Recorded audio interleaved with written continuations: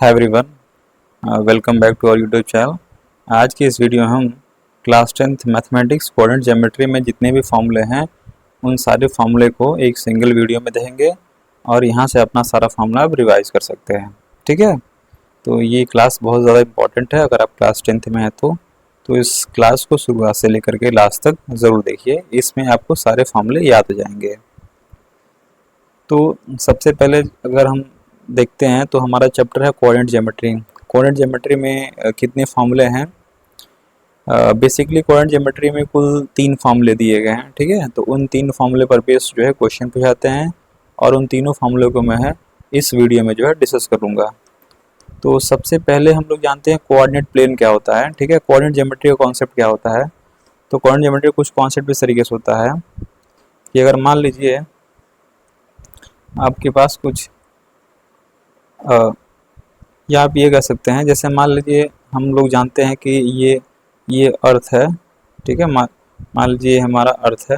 ठीक है, ये अर्थ है। ठीक है, तो इस तरीके से एक लैटिट्यूड और लॉन्गिट्यूड होता है। तो अब ये बताइए, अगर मान लीजिए कोई प्लेन हो, मान लीजिए,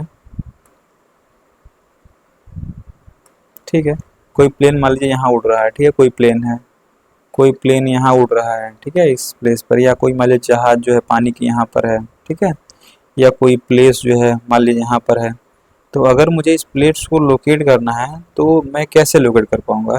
तो इस चीज़ को लोकेट करने के लिए, किसी प्लेस को लोकेट करने के लिए, किसी ऑब्जेक्ट को लोकेट करने के लिए हम किसका हेल्प लेते हैं? कोऑर्डिनेट ज्योमेट्री का। ठीक है, और कोऑर्डिनेट ज्योमेट्री ये कहता है कि सबसे पहले तुम एक रेफरेंस पॉइंट ले लो। ठीक है, मतलब एक ऐसा पॉइंट लो जहाँ से तुमको सारा डिस्टेंस मेज़र करना है। ठीक है, तो इसके लिए जो हम कुछ इस तरीके से कॉन्सेप्ट बनाते हैं कि ऐसे वर्टिकल और ये हॉरिजॉन्टल लाइन ड्रॉ कर लेते हैं, जिसमें से ये वाली होती है एक्स एक्सिस और ये वाली लाइन होती है वाई एक्सिस। ठीक है, तो अगर मुझे मान लो इस प्लेस का, इस ऑब्जेक्ट का प्लेस बताना है, ठीक है, तो इस केस में हम क्या करेंगे, हम ये चेक करें कि ये जो प्लेस है या ये जो ऑब्जेक्ट है वो एक्स एक्सिस से कितनी दूरी पर है। तो एक्स एक्सिस से इतनी दूरी पर है।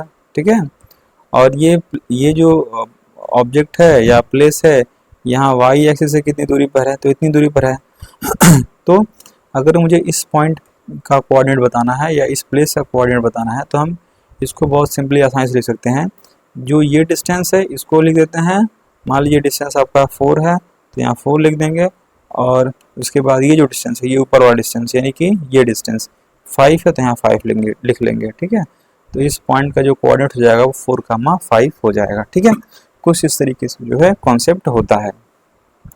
आगे मैं फिर से समझाता हूँ, रिपीट कर देता हूँ इस चीज़ को। मान लीजिए हमारे पास कुछ इस तरीके से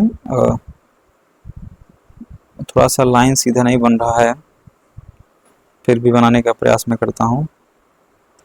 मान लीजिए यहाँ पर कोई हमारा ये एक्सिस है। ठीक है, एक ये है और एक ये एक्सिस मान लीजिए। ठीक है, जिसको हम बोलते हैं एक्स एक्सिस, एक्स डैश बोलते हैं, ये हमारा वाई और वाई डैश होता है। ठीक, तो और इसको हम लोग कहते हैं ओरिजिन। ये क्या कहलाता है? ओरिजिन कहलाता है, क्योंकि हम सारा डिस्टेंस जो होता है हम यहीं से मेजर करते हैं, इसको ओ से रिप्रेजेंट करते हैं। ठीक है, तो इस एक्स एक्सिस पर हम कुछ पॉइंट्स मान लेते हैं, ये 1 है, यहाँ तक डिस्टेंस 2 है, ये 3 है, ये 4 है। ठीक है, ऊपर भी मानते हैं, ऊपर ये 1 है, यहाँ तक 2 है, ये 3 है। ठीक है, और मान लीजिए इस तरीके से इस पर नेगेटिव होता है, इधर जो है ये जो जीरो का है, जीरो या ओ से लेफ्ट साइड में इधर नेगेटिव लेते हैं, तो ये जाएगा -1, -2, -3, -4। ठीक है, यहाँ नीचे भी हम नेगेटिव लेते हैं, तो ये हो जाएगा मेरा -1, -2, -3 और -4, कुछ इस तरीके से। ठीक है, अब मान लेते हैं मुझे कोई पॉइंट रिप्रेजेंट करना है। ठीक है,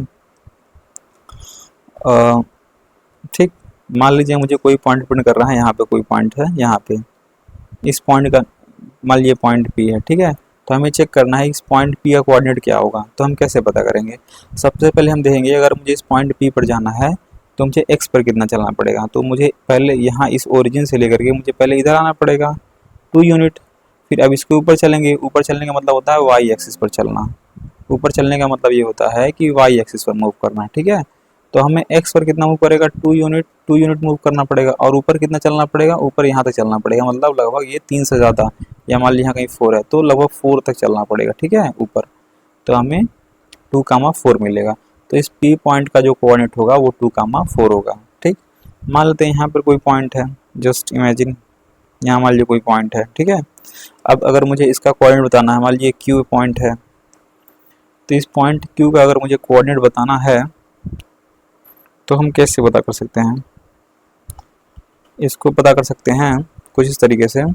अगर मुझे इस पॉइंट Q का कोऑर्डिनेट बताना है तो हम चेक करेंगे, अगर मुझे पॉइंट Q पर जाना है तो मुझे x पर कितना चलना पड़ेगा, मुझे x पर कुछ इस तरीके से आना पड़ेगा यहाँ -3 तक, फिर उसके बाद मुझे ऊपर चलना पड़ेगा। ऊपर चलने का मतलब होता है y एक्सिस पर चलना। तो x पर हमें चलना है -3 यूनिट, और y पर हमें कितना चलना पड़ेगा, 2 यूनिट, ठीक है। यानी कि ऊपर हमको 2 यूनिट ऊपर मूव करना पड़ेगा। तो इस पॉइंट Q का जो पॉइंट हो जाएगा -3,2 हो जाएगा, ओके। सिमिलरली अगर मान लीजिए कोई पॉइंट यहाँ पर है, यहाँ पर है, तो इस पॉइंट पर मुझे मूव करना है, तो पहले हम यहाँ से मूव करेंगे, यहाँ से मूव करेंगे हम, तो यहाँ पहले -2 तक आएंगे, फिर नीचे आएंगे, ठीक है। नीचे आने का मतलब y एक्सिस पर मूव करना।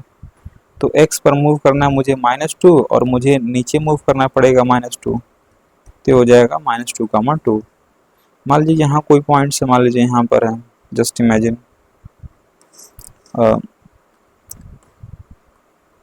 मान लीजिए यहाँ कोई पॉइंट है, एक सेकंड, यहाँ कोई पॉइंट है, ठीक है। और अगर मुझे इस पॉइंट का नोटेशन करना है कि इस पॉइंट का नोटेशन क्या है, तो मान लीजिए इस पॉइंट का नाम मैंने r दे दिया है, ठीक है, r है। तो इस पॉइंट को हम नोट कैसे करेंगे, इस पॉइंट का जो कोऑर्डिनेट्स होगा वो कैसे पता करेंगे। तो सबसे पहले हम ये चेक करेंगे कि अगर इस पॉइंट r पर मुझे आना है तो मैं क्या कर सकता हूँ, कैसे आ सकता हूँ। तो पहले हम यहाँ से मूव करेंगे, तो मुझे x एक्सिस पर मूव करना है 4 यूनिट, फिर मुझे नीचे आना पड़ेगा, मतलब मुझे y एक्सिस पर मूव करना पड़ेगा। तो x पर मुझे मूव करना 4 यूनिट, और y पर मुझे मूव करना पड़ेगा 2 यूनिट अप्रॉक्स, -2 यूनिट, ठीक है।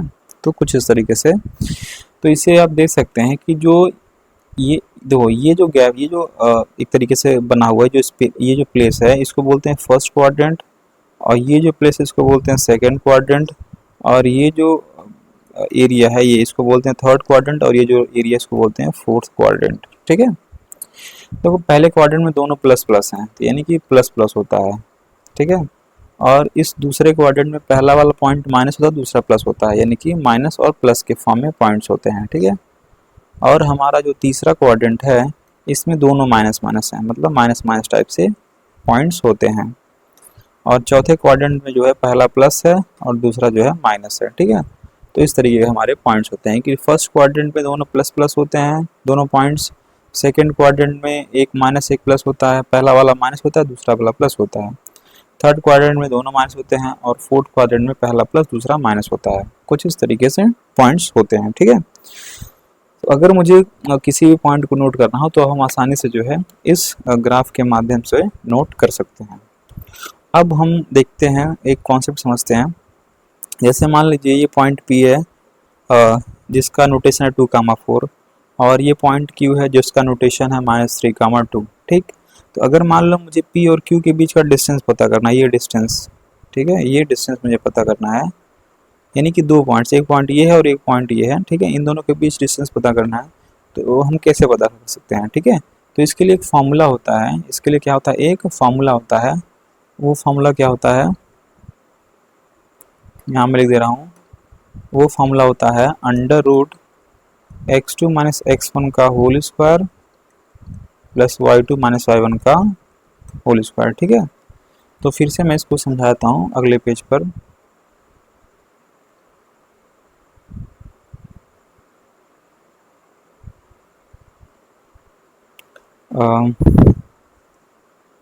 ठीक है, या मैं इसी को अभी रेज करता हूँ। ये कॉन्सेप्ट आप ध्यान दे दीजिएगा, ठीक है, क्योंकि बहुत ही ज़्यादा इंपॉर्टेंट है।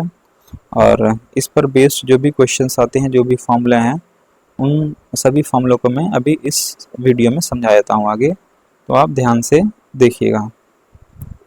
तो हमारे पास मैं इसको इरेज करता हूँ,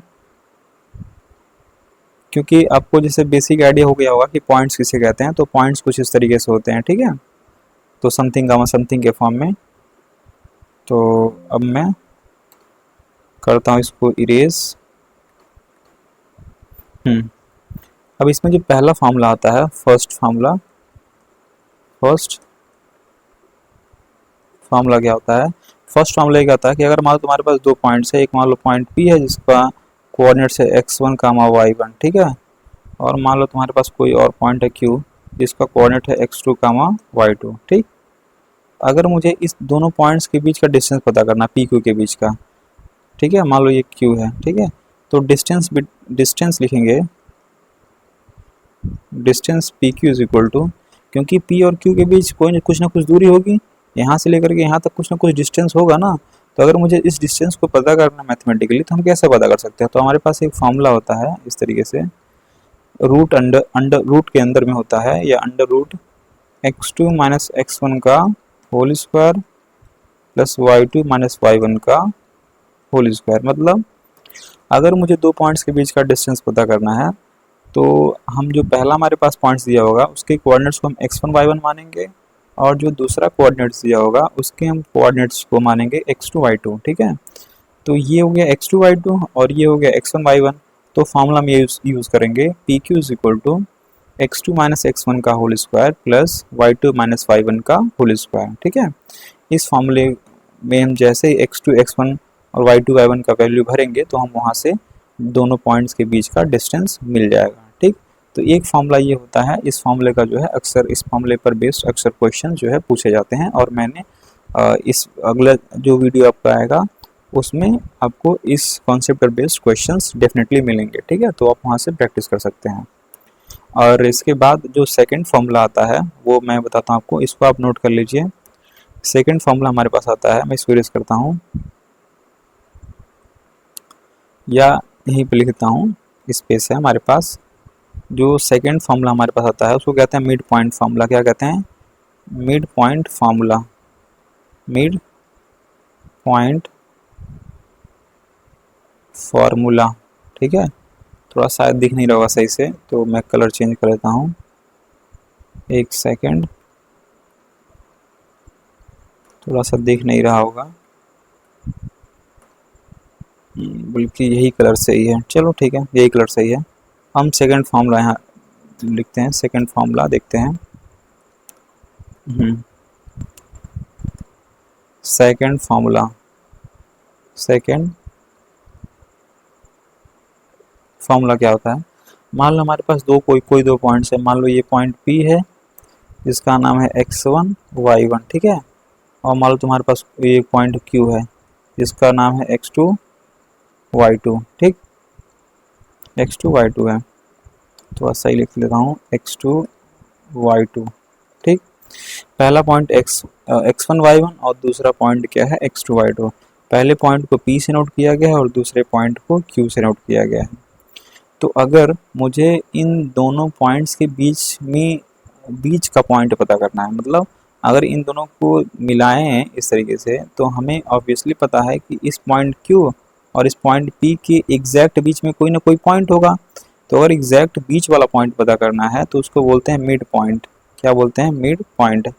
और मिड पॉइंट निकालने का फॉर्मूला होता है x2 प्लस x1 अपॉन 2 कामा y2 प्लस y1 अपॉन 2, ठीक है। इस फॉर्मूले में जैसे हम x2 x1 का वैल्यू भरेंगे और y2 y1 का वैल्यू भरेंगे और इसको सिंप्लीफाई कर लेंगे तो मुझे ये पॉइंट्स जो है मिल जाएगा, ठीक है। तो इस फॉर्मूले पर भी बहुत सारे क्वेश्चन जो है पूछे गए हैं आपके बोर्ड एग्जाम में। तो ये फॉर्मूला भी आपका क्लियर हो गया।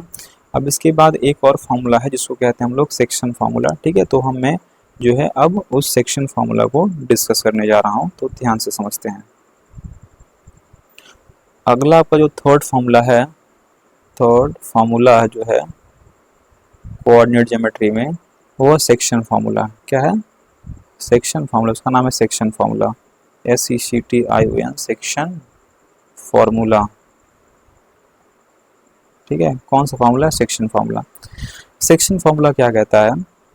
देखो, सेक्शन फार्मूला ये कहता है कि अगर मान लो तुम्हारे पास दो पॉइंट्स हैं, मानते हैं हमारे पास कोई दो पॉइंट्स हैं, मान लीजिए ये पॉइंट A है, इसका नाम है x1 कामा y1, ये कॉमा है बीच में, ठीक है, x1 कामा y1 है, थोड़ा सही से बना लेता हूँ मैं, x1 कामा y1, ठीक है।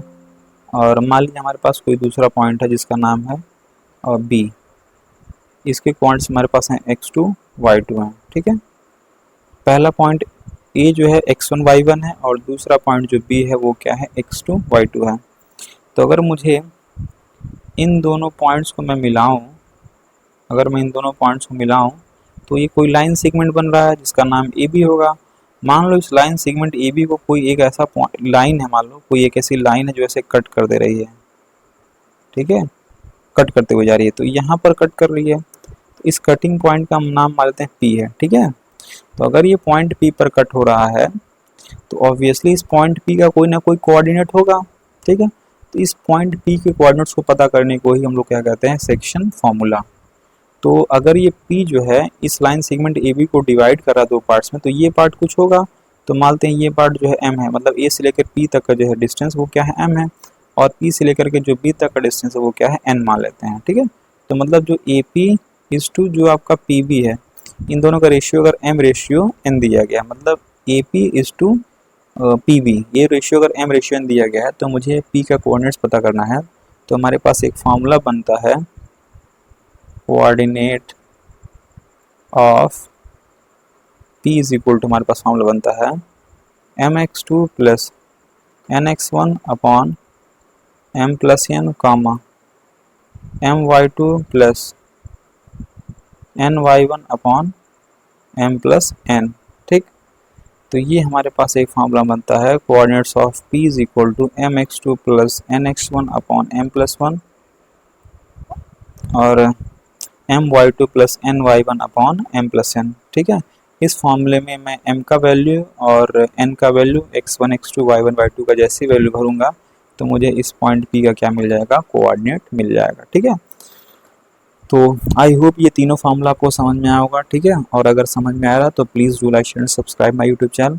इसके साथ साथ मैं आपको इन्फॉर्मेशन देना चाहता हूँ कि जो ये जो कोऑर्डिनेट ज्योमेट्री है इससे करीब जो है आपको 6 से 7 नंबर सवाल पूछे जाते हैं, ठीक है। बोर्ड एग्जाम में 6 से 7 नंबर या इवन 8 नंबर भी पूछा जा सकता है, ठीक है। तो 8 मार्क्स या 7 मार्क्स या 6 मार्क्स तक के जो है सवाल इस कोऑर्डिनेट ज्योमेट्री से पूछे जाते हैं। तो बहुत ही ज़्यादा इंपॉर्टेंट चैप्टर है, इसको स्किप नहीं करा जा सकता और ये इजी चैप्टर है। ये तीनों फॉर्मूले अगर आपको याद हैं तो बाकी सारे क्वेश्चन जो है आसानी से लग जाएंगे। तो मेरा जो अगला वीडियो आएगा वो इस वीडियो में मैं जो है बहुत सारे जो है जो क्वेश्चन है जो ऑलरेडी पूछे गए हैं या हर एक जो फॉर्मूला है उन सारे फॉर्मूले पर बेस्ड जो है मैं क्वेश्चन करा दूंगा। उससे जो है आपका जो है थियरी पार्ट जो है आसानी से क्लियर हो जाएगा। तो मेरा जो अगला वीडियो आएगा उसको आप शुरुआत से लेकर के लास्ट तक ज़रूर देखिएगा, वो आपको जल्दी ही मिल जाएगा, ठीक है। तो ये थे आज के कुछ फॉर्मूले जो मैंने डिस्कस किया। अगर वीडियो अच्छा लगा तो वीडियो को लाइक और चैनल को सब्सक्राइब ज़रूर करिएगा। Thank you.